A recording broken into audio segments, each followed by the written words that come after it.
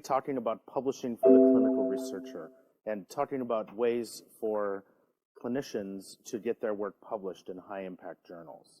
My name is Lauren Wold, and I'm an associate professor in the College of Medicine in the Department of Physiology at The Ohio State University and Director of Biomedical Research at The Ohio State University. I'm also the editor-in-chief of the Elsevier publication, Life Sciences. So the outline of the talk today is, why do clinicians publish? Why is it important for clinicians to publish a good manuscript in a good journal? What is a good manuscript? And we'll talk about some ways to write a good manuscript and what it means to have a good manuscript from the beginning to the end. We'll also talk a little bit about the peer review process. When the manuscript is submitted, how is it reviewed? We will also talk about some things to avoid with publishing ethics. So how can you make sure that there are no issues with your manuscript?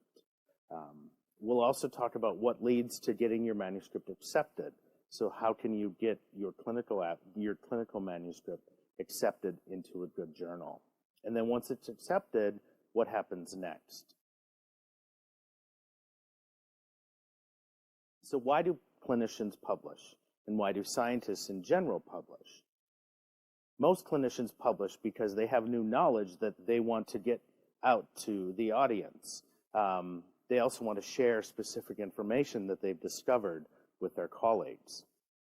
Keep in mind that a research study is meaningful only if it is clear, concise, and it can be used by others. So if it cannot be used by others, the importance is diminished. Once again, your paper or your manuscript is your passport to your community. Also, obviously, many people publish because they're working on a degree, they're working on a fellowship, they want to get funding or to get promoted. So why is it important to submit a good manuscript? Before submitting an article, make sure it's as good as you can get it. Make sure you have your colleagues look at it. Make sure that it tells a story and makes an impact in the field. Because this will make, of course, your life easier, and the chance of getting it accepted will increase. But also, it'll make the life of the editors and the reviewers much easier. The worst part as an editor is getting a manuscript that is not complete and does not contain all of the elements required for publication. So what is a good manuscript? How do we define a good manuscript? A good manuscript is a vehicle that helps the reader understand the significance very easily of the study. Both the content is important, so what the manuscript says or what the science is telling us, but also the presentation. So one can have a very important study, but if it's not presented logically and clearly, it's very difficult to understand the significance. So let's talk a little bit about how to write a good manuscript. It's very important to make preparations before starting to make your life easier as you write the manuscript. So make sure you ask yourself why you want to publish your work. Is it original? Is it an idea that makes an impact in a field, but also does it change the way we think about a certain scientific question? So have you made a contribution in your field? How does your work exist within the context of the field? So is there a new perspective that's looked at? But also know the latest results. So it's important to know what's going on in the field in order to understand how your work fits in. So there's many types of manuscripts. Many clinical researchers will submit different types of manuscripts than those who do basic science research. So full articles are really the whole story. So they're original articles that look at a new question, that investigate a new question, but then also come up with new novel ways of looking at a certain area. And these are considered predominantly the most important papers. They're often substantial contributions to the field and really change the way something is thought of. There's also manuscripts called letters or rapid communications. These are shorter studies, but they also are very, very high impact. So it might be, as a clinician, you might have discovered a new drug that works in a very novel way and it's never been used before. So a lot of times these are called rapid communications because they're rapidly published and they really change the way we think of something. And there's also review papers, which are a review of the literature in a certain field. So many clinicians will work on a review manuscript on a certain drug, so drugs for diabetes, and they'll provide a long article that really goes over the history and the significance of drugs in a certain disease state. And these are called review papers. So it's very important to choose the right journal. So many people will ask, well, how do I know where to send my manuscript? It's important to understand where your colleagues in a field are publishing. So if you work in diabetes, if you're an endocrinologist, obviously it's important to see where your colleagues send their work. It might be to endocrine or certain endocrinology journals. So you want to ask yourself, what is the audience that you want to read your work?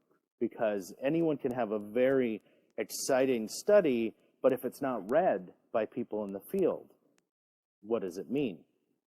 So you want to identify the leadership, or who's going to ultimately look at your work, and what community you want your work to be seen by.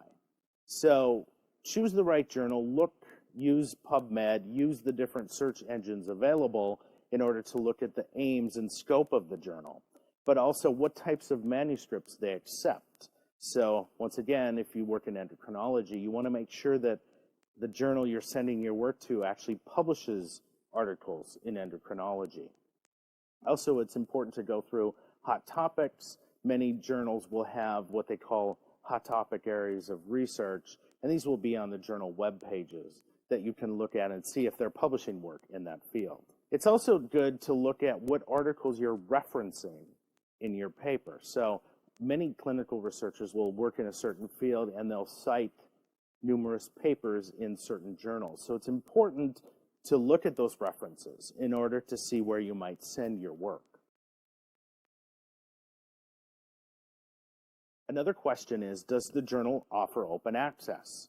So open access options are options where the author pays the upfront fees and then it's available for free for anyone to download. Many journals do not offer these options, but it's important to understand if the journal you're sending to does or does not. You can see here on Science Direct where it shows that certain articles will offer open access. Another thing people are very interested in is the impact factor, which really means what sort of impact does the average manuscript in a journal make? Impact meaning, are others citing that work? So in addition, the impact factor can give you a guidance of the importance of a journal, but it should not be the sole reason to send a manuscript to a certain journal.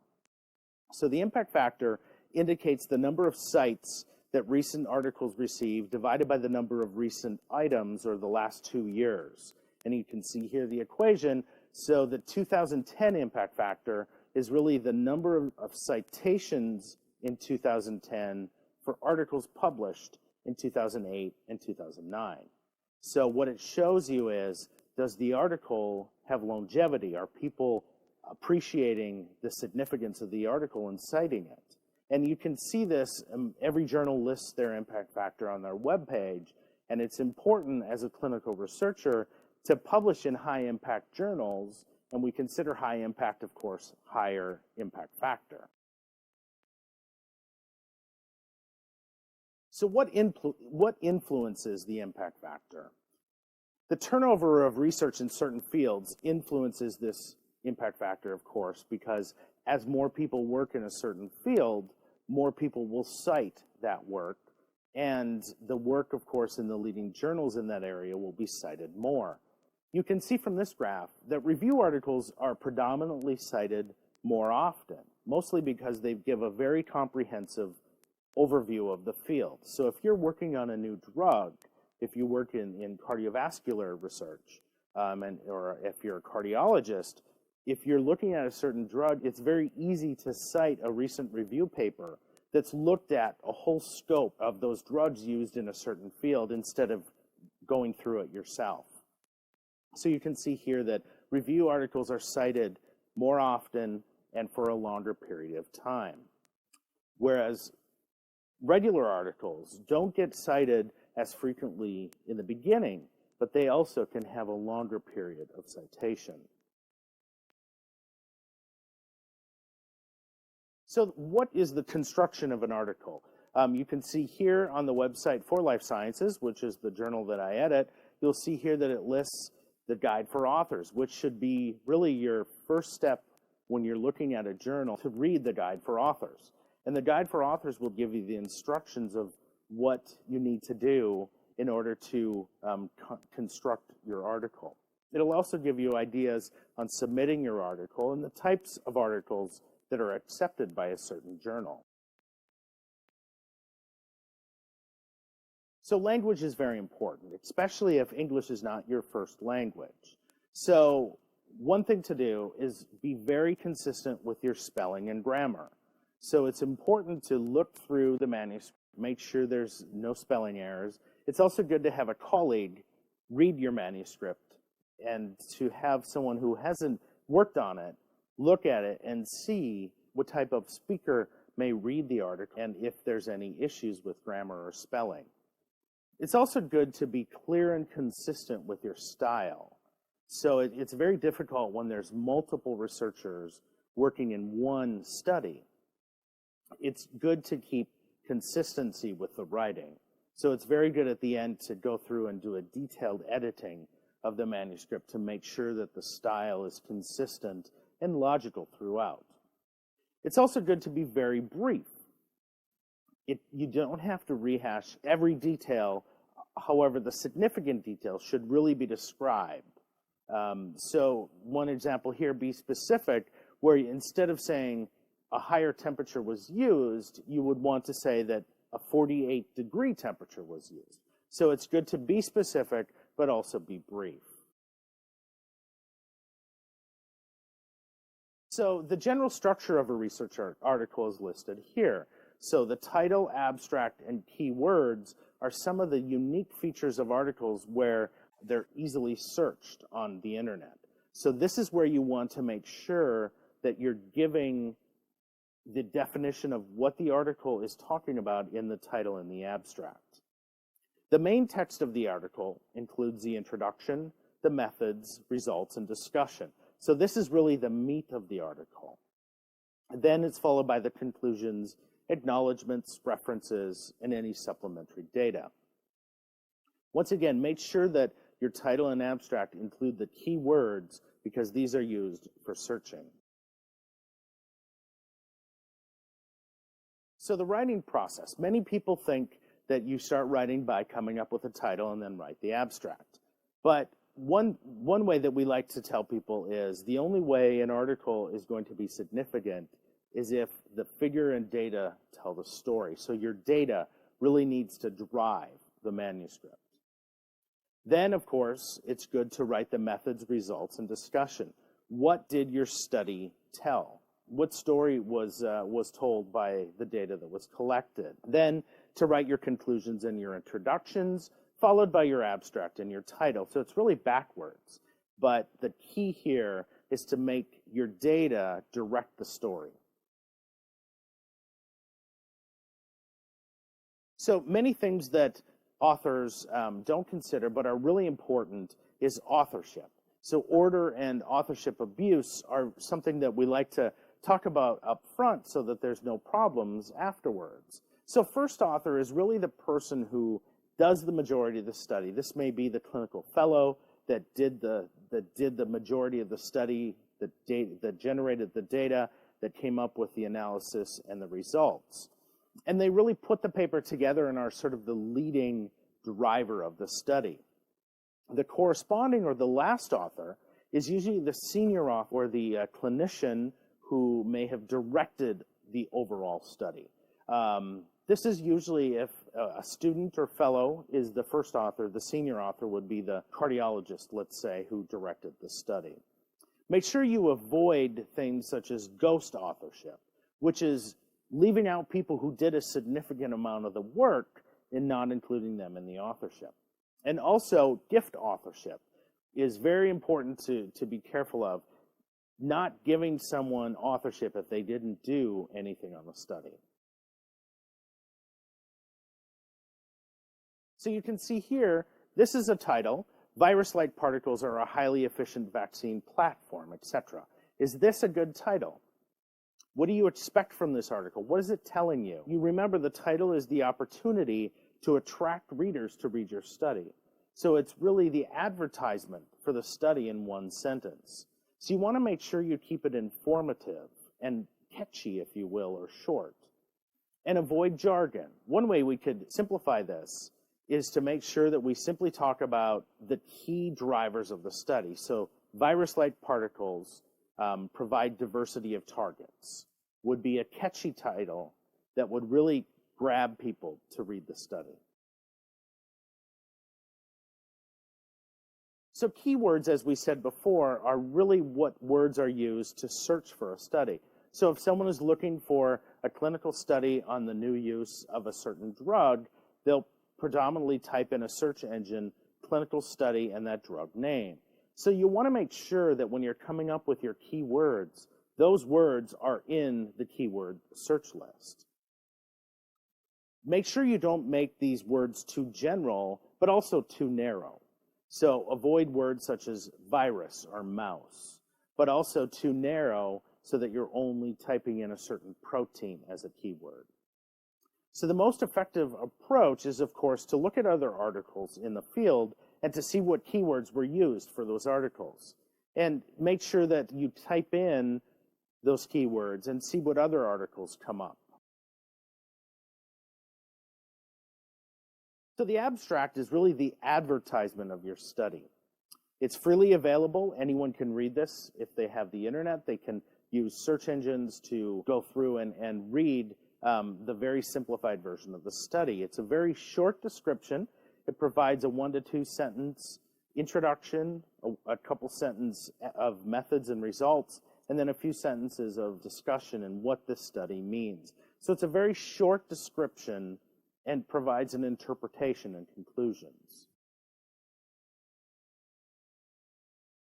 So the introduction, as you can see here, should be brief. It should really tell the story, what is the problem, and how is this study going to interpret and add new knowledge to the field. So it's a very brief overview of the science. What is the problem? Are there potential solutions? And how is your study going to impact the field? So the methods looks at how the problem was studied. It includes detailed information so that a person can really replicate the study. That's the most important part of a method, is you want to make sure that others can do the study the same way. It provides proper controls and avoids the use of adding comments and discussion. So make sure that you keep the interpretation out of the methods. And use your references and supplementary material for previously published procedures. So if you've already published on how to do something, you don't have to do that again. You can simply reference it. So the results is what was found. How is your study significant? It tells a clear and easy to understand story, and it's structured with subheadings. This highlights your main findings and really provides the new knowledge that was gained in the study. Only include the results of primary importance that are essential for discussion of your study. The figures and tables are also very important because you want to show in a picture what the data was produced. As once was said, a picture is worth 1,000 words, which is very true if your picture tells the story. So make sure that you don't duplicate what's written in the text of the results with what's in the figures. And only use color when necessary. Most journals charge extra to publish with color, and a lot of times it's not necessary. And don't include lengthy and boring tables. So tables should tell a succinct and definitive story. So the discussion is, what do the results mean? This is a time where you can sell your data, if you will. You can tell the reader why this study is so important, okay? So check for the following, such as, have you provided an interpretation of the results? Are the results consistent and presented in a logical manner? And are there limitations that have been discussed? Make sure that you don't make statements that go beyond the clear interpretation. So it's very difficult for one to say that this drug has now cured diabetes, for example. But you can say that it has been shown to be beneficial in this study for the prevention of diabetes. And don't ignore work that is in disagreement with what your work has shown. It's important to understand the limitations of certain studies and how that fits into the whole general knowledge of the area.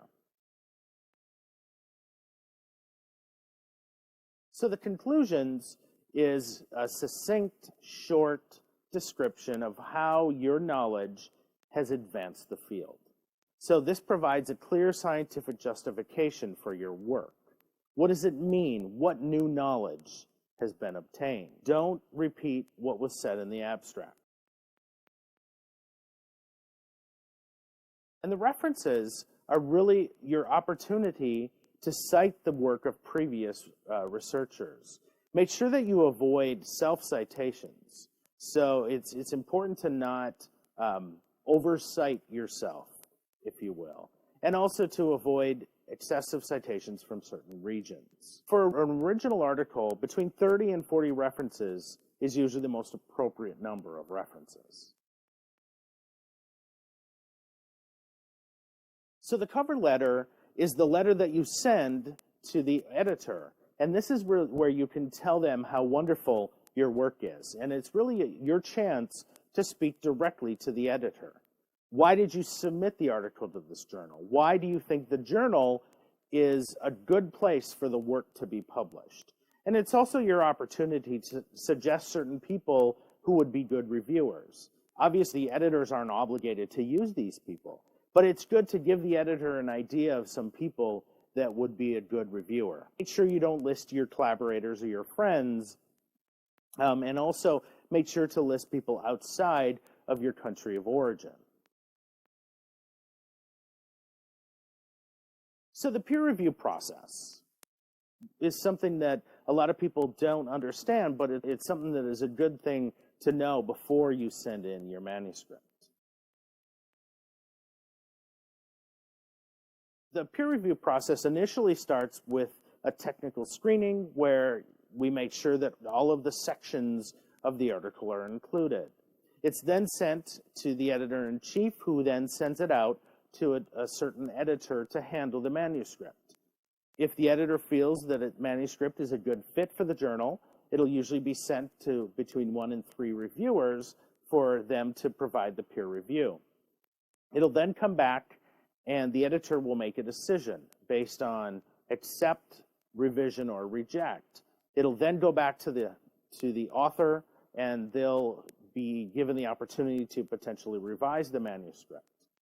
So this is a very simplified overview of the peer review process.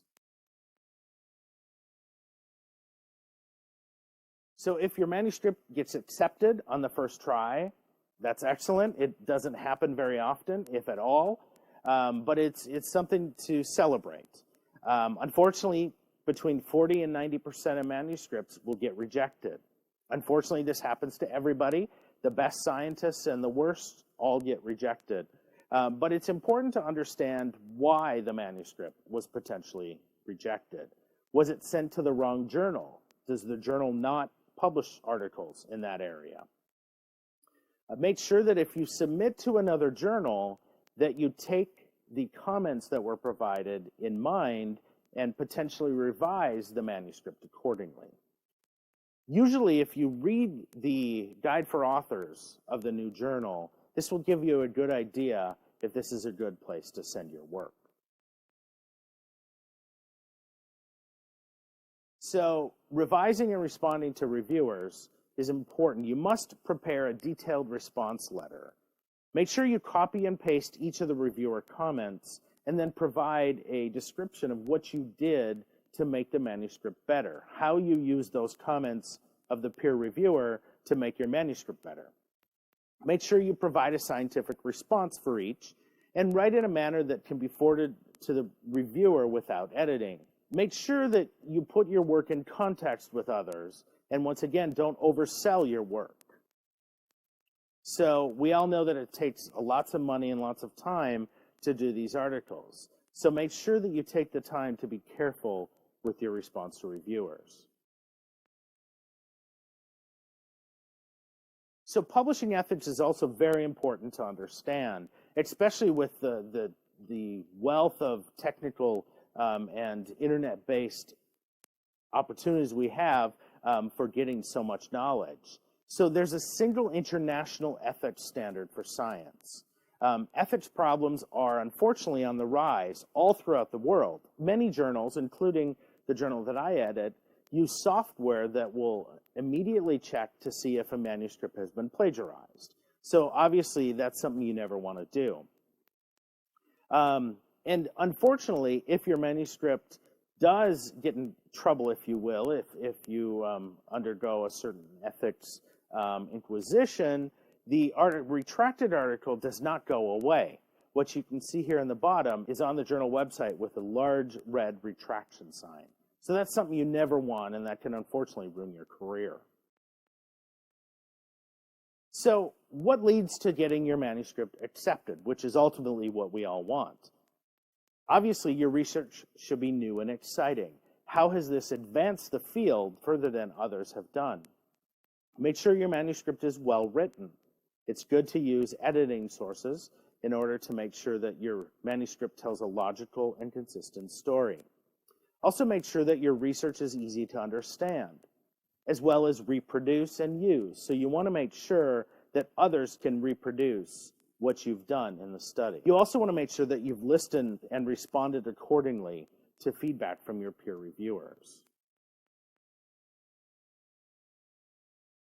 So, your article gets accepted. What happens next? So there's many platforms that are available where you can see who looks at your work, if your work is downloaded, if your work is cited. It's also important to use social media to highlight your work nowadays. So Facebook, Twitter, YouTube, etc. are good platforms in order to really get the message of your article out. There's also many author feedback programs where people who read your work can ask you questions about how you did a certain thing, why you did a certain thing. So you may have studied a new drug in the clinic, and someone may want to know why you studied it a certain way. So this is an opportunity for people to give feedback to the author. Thank you very much for tuning in to understand how to get your work published as a clinical researcher.